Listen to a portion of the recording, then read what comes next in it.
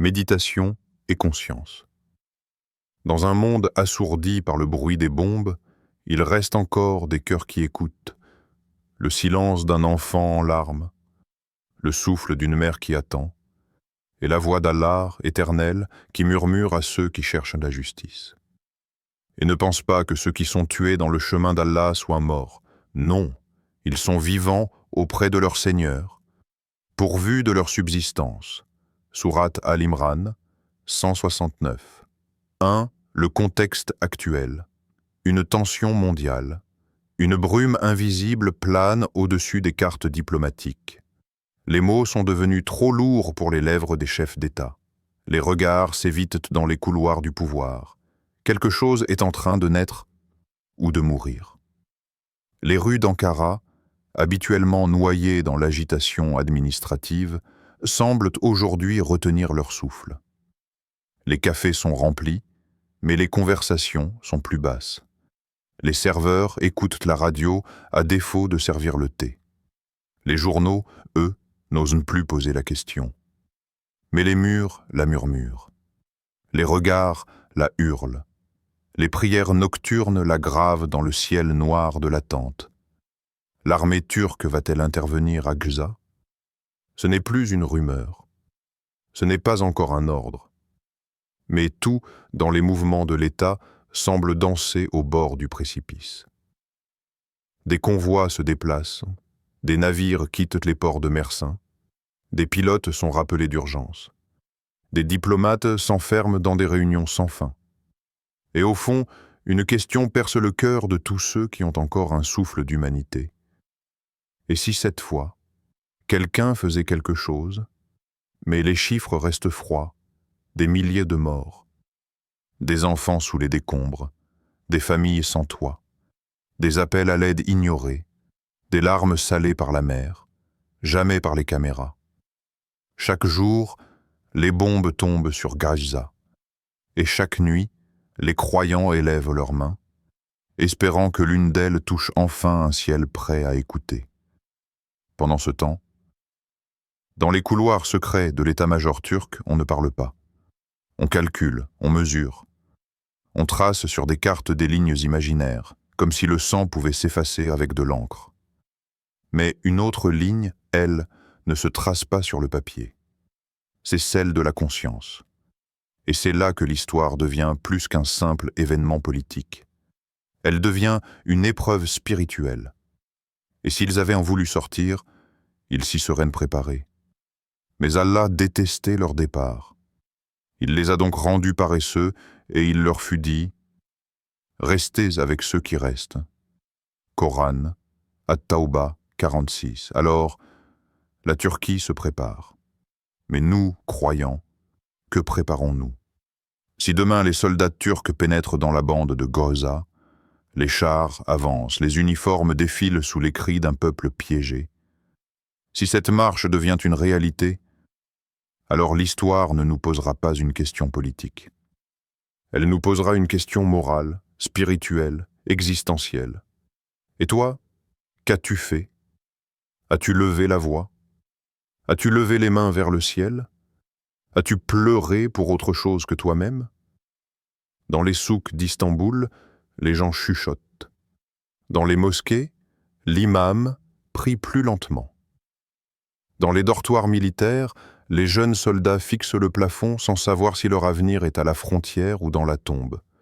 Une armée se prépare. Mais peut-on vraiment se préparer à voir le sang des innocents versé à nouveau?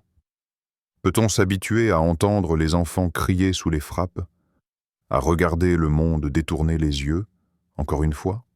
Ceux qui, lorsqu'un malheur les atteint, disent « Certes, nous appartenons à Allah, et c'est à lui que nous retournerons ». Coran, Al-Baqarah 156. Et si, dans tout cela, le monde n'était pas le seul à observer? Et si Allah lui-même regardait les cœurs, pas les avions, pas les diplomates, mais les cœurs, le tien, le mien, celui qui écoute maintenant, en silence, de l'autre côté de l'écran. Alors nous voici tous, au bord, à la frontière, pas celle de Geza, mais celle entre l'indifférence et la foi, entre la peur et la responsabilité, entre le sommeil et l'éveil. 2. Histoire inspirante, Salah ad-Din à la libération spirituelle. Rappelle-toi Salah ad-Din. Pas le guerrier, pas le stratège, pas l'ombre sur les remparts de Jérusalem, mais l'homme, avant les victoires, avant les chroniques, avant que l'histoire ne grave son nom dans la pierre. Il priait la nuit, seul, dans une pièce sans ornement. Juste lui et Allah. Le monde l'imaginait en train de forger des épées. Mais lui, il brisait des chaînes invisibles, celles de la colère, celles de l'orgueil, celles que l'âme porte sans que le corps ne s'en rende compte. Un jour, alors que l'armée s'entraînait, un compagnon sincère et curieux s'approcha de lui. Il ne demandait pas des ordres, il ne voulait pas des stratégies. Il voulait comprendre l'homme. Cet homme qui parlait peu mais pesait chaque mot comme un appel à Dieu. Ô Salah ad-Din, comment peux-tu espérer libérer Al-Quds alors que ton armée n'a pas encore libéré ses propres âmes? Silence. Salah ad-Din, le regard ancré dans le sol, ne répondit pas tout de suite. Il ne répondait jamais vite, parce qu'il savait que les mots ont un poids, et que certains mots valent plus que 1000 coups d'épée. Puis, dans un souffle qui semblait porter le poids du monde, il dit « Je ne peux pas élever une armée de lumière si les cœurs sont remplis d'ombre. » Ces mots ne sont pas une stratégie militaire, ce sont des clés. Des clés pour ouvrir des portes que l'on croit scellées, les portes de l'âme. Dans chaque cœur dort une Jérusalem, un lieu sacré, abandonné, un lieu aimé par Allah, mais oublié par celui qui l'habite. Et cette Jérusalem intérieure ne peut être libérée que par la purification. Certes, celui qui purifie son âme réussit, et celui qui la corrompt la perd. Coran, H-Shams, 91. 9-10. Salah ad-Din le savait. Il savait que la victoire extérieure n'est que le reflet d'une victoire intérieure, que l'épée dans la main ne vaut rien, si le cœur est esclave de ses passions. Alors il priait, il pleurait, il jeûnait, même quand il n'y avait pas d'ennemi à l'horizon, parce que l'ennemi le plus proche n'était pas au loin, il était en lui. Et toi? Et moi? Où est notre Salah ad-Din intérieur? Sommes-nous à la tête d'une armée de prière ou prisonniers d'un monde intérieur désarmé? Aujourd'hui, certains parlent d'une armée turque, d'une intervention, d'un mouvement, mais la vraie question est ailleurs. Elle ne se trouve pas sur les cartes. Elle ne dépend pas des généraux. Elle réside dans cette phrase suspendue, comme une épée de vérité au-dessus de nos cœurs. Sommes-nous prêts à libérer nos cœurs comme on libère une terre? L'ombre et la lumière se battent en silence. Pas à Jusa, pas à Jérusalem, mais ici, là où tu respires, là où tu doutes, là où tu aimes sans comprendre pourquoi. Salah ad-Din ne cherchait pas à faire de ses soldats des tueurs. Il voulait faire d'eux des adorateurs conscients, des hommes qui, en levant leurs épées, savaient qu'ils levaient d'abord leur cœur vers le ciel. Des hommes qui ne combattaient pas pour la colère, mais pour la paix d'Allah. Quant à ceux qui luttent pour notre cause, nous les guiderons certes sur nos sentiers. Allah est en vérité avec les bienfaisants. Coran, Al-Ankabut, 29-69. Et toi, marcheur du 21e siècle, toi qui regardes les infos, qui scrolles, qui t'indigne, puis oublie, es-tu prêt à devenir ce soldat silencieux de l'âme? Es-tu prêt à libérer cette Jérusalem enfouie en toi? Parce qu'avant d'espérer la fin du siège, il faut d'abord mettre fin au siège de ton cœur. 3. Verset du jour en méditation spirituelle. Il est un verset que les anciens lisaient à l'aube, quand le monde dort encore, et que le ciel, dans sa pureté, écoute plus que jamais. Ô vous qui avez cru, soyez endurants, Rivalisez d'endurance, tenez-vous prêts et craignez Allah afin que vous réussissiez. Sourate Al-Imran 200. Ces mots ne sont pas seulement destinés aux soldats. Ils sont un appel aux veilleurs de l'invisible, à ceux qui luttent dans le silence, à ceux qui prient quand personne ne regarde. Peut-être que l'intervention n'est pas uniquement militaire. Peut-être que la vraie bataille commence dans les cœurs, dans les prières faites à l'aube, dans les larmes versées dans la solitude, dans les amens chuchotés entre deux sanglots, dans les prosternations discrètes qui durent plus que prévu parce que l'âme ne veut pas se relever tout de suite. Endurance, persévérance, préparation, crainte d'Allah. 4 piliers posés dans un seul verset, comme les 4 murs d'un sanctuaire intérieur. Aujourd'hui, des hommes se tiennent aux frontières avec des armes, mais combien se tiennent à la frontière de leur propre négligence? Combien sont prêts à affronter leur propre abandon? Et si Allah nous observait, non pas pour voir ce que nous faisons extérieurement, mais ce que nous laissons naître intérieurement? Imagine un instant, une armée entière, sans épée, sans blindés, mais chacun avec un cœur lavé par le dhikr, des soldats de la paix intérieure, des sentinelles du repentir, des combattants dont les armes sont des pleurs, et la cible, leur propre ego. Ô vous qui avez cru, pas ô vous les puissants, pas ô vous les stratèges, mais ceux qui ont cru. Car la foi est un combat constant, intime, invisible. Et Allah commence par elle, toujours. Soyez endurants. Endurants dans la prière, endurants dans le silence, endurants face à l'injustice sans devenir injuste, endurants dans cette époque où l'on croit que parler fort, c'est avoir raison, où pleurer pour José est vu comme une faiblesse, où la patience est confondue avec l'inaction. Mais non, la patience, c'est un acte de guerre intérieure. C'est tenir ferme quand la colère veut t'arracher à ton humanité. C'est refuser de haïr quand on te pousse à le faire. C'est rester debout face à l'oubli, comme un minaret dans le vent. Rivaliser d'endurance. Allah ne veut pas seulement que tu sois patient. Il veut que tu rivalises, comme si la patience était une course.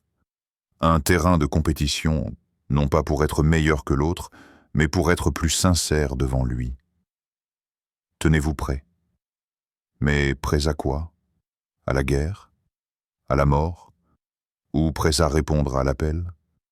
Peut-être qu'Allah t'appellera une nuit, dans le silence de ton salon, dans un rêve, dans une douleur soudaine, dans une voix qui te dira doucement « Réveille-toi, craignez Allah, afin que vous réussissiez. » La réussite ne se mesure pas au nombre de likes, ni au bruit de nos cris. Elle se mesure à la crainte discrète d'Allah, celle que l'on ressent quand on est seul, quand personne ne regarde, quand ton cœur bat plus vite à l'écoute d'un verset. Oui, la vraie bataille commence dans les cœurs. Elle ne fait pas trembler les murs, mais elle fait trembler le trône d'Allah quand la sincérité s'élève. Et si tu veux vraiment être aux côtés de ceux qui défendent les opprimés, commence par défendre la lumière en toi. Car celui qui ne sait pas éteindre les ténèbres de son cœur ne pourra jamais rallumer les lampes de la justice sur cette terre. 4. Questionner l'âme. Et toi? Et si demain, oui, demain, l'armée turque entrait à Gza, et que le monde figé regarde, et que les écrans s'embrasent, et que les cœurs s'accélèrent, et que les prières jaillissent dans toutes les langues, et toi, seras-tu du côté de ceux qui applaudissent, le poing levé, mais le cœur éteint, de ceux qui crient en victoire, sans avoir mené leur propre djihad intérieur, de ceux qui s'indignent pour quelques jours, puis retournent à l'oubli? Ou seras-tu parmi ceux qui implorent, avec des larmes qui lavent les murs de l'âme, avec des invocations qui montent comme des flèches de lumière dans le ciel de la nuit, avec l'espoir, fragile mais vivant, que la paix d'Allah triomphe là où le monde échoue? Et toi, où est ton armée intérieure? Est-elle en rang, disciplinée? Guidée par le Coran, armée par la prière, commandée par la taqwa? Ou est-elle dispersée, affaiblie, distraitement désarmée, battue par chaque caprice du nafs, submergée par l'oubli? Le vrai combattant est celui qui combat son propre ego dans l'obéissance à Allah. Pose-toi. Ferme les yeux, laisse la question pénétrer. Ne réponds pas vite, ne cherche pas l'apparence.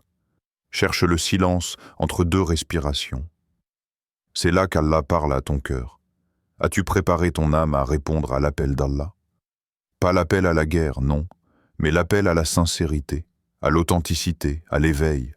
Car l'appel d'Allah ne passe pas toujours par les bombes, ni par les drapeaux, ni par les communiqués officiels. Parfois, il passe par une prière du Fajr qu'on a laissé filer, par un frère ignoré, par une larme retenue, par un verset entendu puis oublié. Le jour où ni la richesse ni les enfants ne seront d'aucune utilité, sauf pour celui qui vient à Allah avec un cœur pur. Sourate Ash-Shuara, 88-89. Et toi, ce cœur, est-il prêt? A-t-il été poli par le repentir? Ou est-il rouillé par l'orgueil? As-tu élevé ton cœur au-dessus de la haine? Ou est-il encore prisonnier de l'indifférence, enchaîné à la froideur des likes, nourri par l'insensibilité des scrolls? Regarde autour de toi. Regarde ce monde blessé, ce monde fatigué de la violence. Mais qui ne sait plus comment aimer? Et toi, que fais-tu? Allumes-tu des lanternes? Ou observes-tu l'obscurité en silence, comme si elle ne te concernait pas? Peut-être que la véritable armée n'est pas vêtue de camouflage, mais de sincérité. Peut-être que les héros ne sont pas toujours ceux qui tombent sous les balles, mais ceux qui tombent en prosternation, chaque nuit, dans le secret, avec pour seule arme la confiance. Celui qui se réforme lui-même, Allah réforme pour lui ce qui l'entoure. Ibn al-Qayyim. Alors, à toi. Toi qui écoutes, toi qui ressens, toi qui es touché sans toujours savoir pourquoi. Et si c'était toi, la clé? Et si c'était ton réveil, ta prière, ta repentance, ta voix dans la nuit, qui faisait pencher la balance invisible des événements? Et toi, que réponds-tu? Appel à l'action spirituelle. Ne ferme pas cette vidéo sans prier pour Reza. Ne laisse pas ton cœur s'endormir. Partage cette lumière. Réveille une conscience. Et rappelle-toi, la vraie armée est celle qui se lève d'abord à l'aube pour répondre à l'appel d'Allah. 5. Conclusion. Émotionnel en appel à l'éveil. Ce n'est peut-être pas la Turquie qui changera le cours du destin. Ce n'est peut-être pas une armée, ni des avions, ni des blindés. Le destin se déplace dans l'invisible. Il frémit au souffle d'un cœur sincère. Il se plie parfois devant une seule larme d'un homme prosterné. Ce sont les cœurs qui changeront l'histoire. Pas par bruit, mais par lumière, un par un, comme des étoiles oubliées qui recommencent à briller, comme des flammes cachées qui, soudain, retrouvent l'air. Un cœur éveillé peut renverser 1000 injustices. Un cœur sincère peut ramener la pluie là où la terre était morte. Un cœur libre peut libérer une ville sans poser un seul pied sur son sol. Et quiconque place sa confiance en Allah, il lui suffit. Sourate At-Talaq, verset 3. Suffit. Un mot court. Mais un océan derrière lui, Allah suffit. Quand le monde échoue, quand les hommes trahissent, quand la logique s'effondre, quand les plans s'éloignent de la justice, Allah suffit. Toi qui écoutes, ne sous-estime jamais ton réveil. Ne minimise jamais ta prière. Ne doute jamais que ton retour vers lui pèse dans la balance du monde. Ils étaient des milliers à marcher avec Salah ad-Din. Mais un seul Salah ad-Din a suffi, parce qu'il avait placé sa foi avant son épée, parce qu'il avait purifié son intention avant de lever son étendard. Et si aujourd'hui, ce n'est pas à Gza que tu peux aller, alors va à l'intérieur, là où les vraies chaînes attendent d'être brisées, là où le vrai siège attend d'être levé, le siège de l'âme. Lève-toi, pas pour te battre, mais pour t'éveiller, debout dans la nuit, debout dans la vérité, debout dans le silence du repentir. Ce monde n'a pas besoin de plus de colère. Il a besoin de foi vivante, de justice habitée, de sagesse incarnée. Sois de ceux qui n'attendent pas un ordre pour aimer, ni un décret pour prier. Sois de ceux qui allument une lanterne là où tous éteignent la lumière. Sois de ceux qui se tiennent debout, même quand tout le monde s'agenouille devant l'injustice. Et si demain, le vent de la justice souffle, et que la mer s'ouvre à nouveau comme jadis devant Moïse, qu'il te trouve prêt, purifié, vivant, éveillé, car la victoire appartient toujours à ceux dont les cœurs ont déjà gagné avant la bataille. Fin de la voix, début du silence, là où les vraies réponses naissent.